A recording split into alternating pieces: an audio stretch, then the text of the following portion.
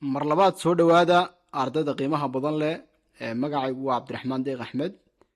waxaanu sii wadi doonaa casharaanteenii farmacologyga waxaynu wadnay casharaantii la xidhiidhay antihypertensive drugska dawooyinka lagula tacaalo dhiigkarka lecturkii kan ka horreeyey waxaanu kaga soo hadalnay dawooyinka loo aqaano beta blockerska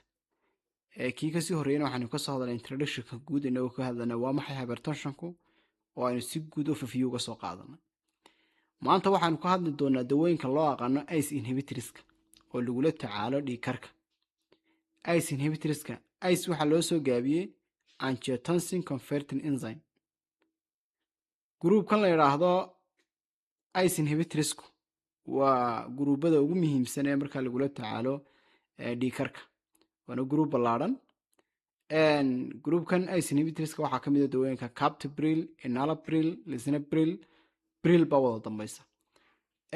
waxaynu si guud u dhex tegi doonaa dawadaweyn si guud uga hadli doonaa aynu ka hadalno marka koowaad ras systemka nidaamkan dawooyinka u shaqeeyaan amba mechanismkooda ayaynu doonaynaa marka koowaad inaynu si guud iskula fahno nidaamkani waxaa la yidhaha ras system caadi ahaan kilideenu markay dareentay inuu dhiigga ku yaryahay amba foliumka dhiigga ku yaryahay waxay soo daysaa riniin waxay angiotensin u bedeshaa angiotensin 1 ayay u bedeshaa waxay u bedeshaa riniin angiotensin 1na waxaa loo bedelaa angiotensin 2 oo waxaa u bedesha ice inhibitors oo loo soo gaabiyo angiotensin converting enzyme riniin halkee laga soo daayaa kelida laga soo daayaa markaa borotiinka loo aqaano angiotensin oo in active ayay u bedeshaa angiotensin 1 ayay u bedeshaa riniin angiotensin 1na waxaa 2 u bedela ice inhibitors oo laga soo daayo sambabada ayaa u bedesha markaa angiotensin 2 waxay qabataa inay keento markaa in xididadii isku soo ururiso vasoconstriction bay keenta in xididadii isku soo ururiso oo waxay markaa peripheral vascular resistance ayaa dhacaya in xididadii isku soo urureen dadna cadaadiska dhiigga blood pressure-ka uu kacayo sidoo kale waxay samaysaa carisaa aldosterone oo kilida ka shaqeysa ayay carisaa aldosterone waxay ahayd in markaa ay sodium soo nuugto sodium intaan markaa biyo badan lasoo raaciyo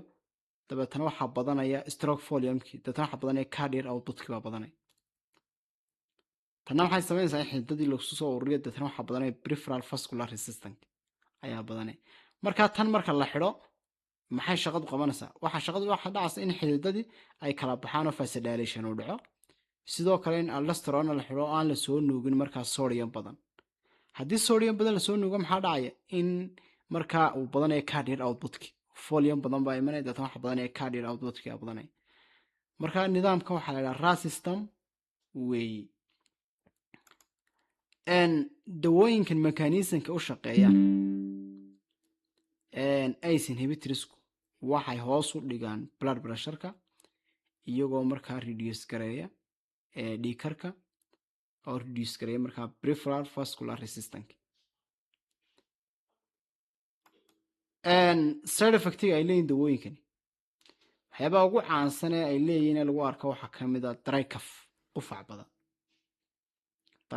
qufac badan baa imanaya marka qufacaas wuxuu ku iman karaa ice inhibitorskan ay xidhayaan ay balogaraynayaan ay inhibit garaynayaan ayaa waxaa shaqada uu ka joojinaya bradykinin deetana waxaa imanaya allergic deetana qofku wuxuu yeelan inta badan dry cough ayaa lagu arkaa sidoo kale rush baa lagu arkaa finan waxaa lagu arkaa in markaa potassiumti hypercalemia in potassiumti markaa ayadana ay badato oo dhiigga ku badato oo ayadana say u sababaysaa inay potassiumtu badato waxay ku sababayaan aldosterontii aan lahaa keliyada ka shaqeysaaye markaa ay dawooyinkan xidhayeen ayaa waxaa dhacaysa markaa waa kii angiotensin 2 haddii la xidho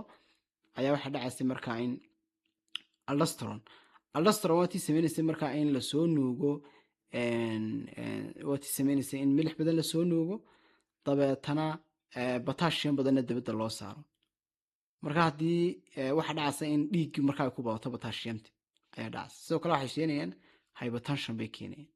sidoo kale waxay keenaan in markaa qofkii barar iyo allergic lagu arko